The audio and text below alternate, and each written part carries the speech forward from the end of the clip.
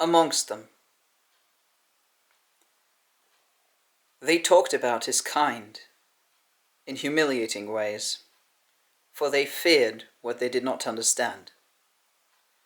They said his kind was not part of their world, did not belong, was a threat to propriety, to society, to anyone who was not of his kind, that is.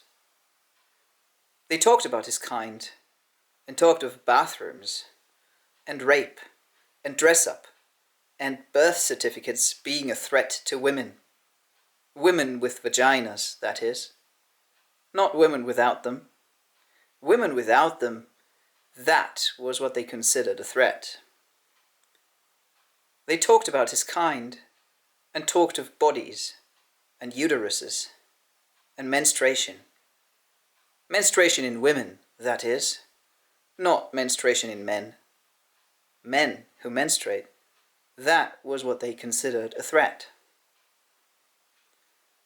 They talked about his kind and talked of chromosomes and genitals, not identity, for they did not know about identity, and they did not know their own, and they did not know themselves. And they talked and talked, and he walked amongst them, and was silent, and he smiled to himself, for they did not know that he walked amongst them.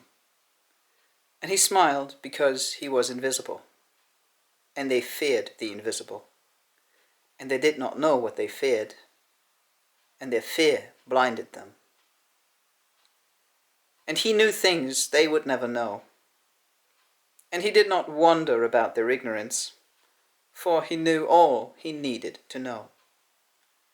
So he stayed silent, and he smiled to himself, and he kept walking amongst them.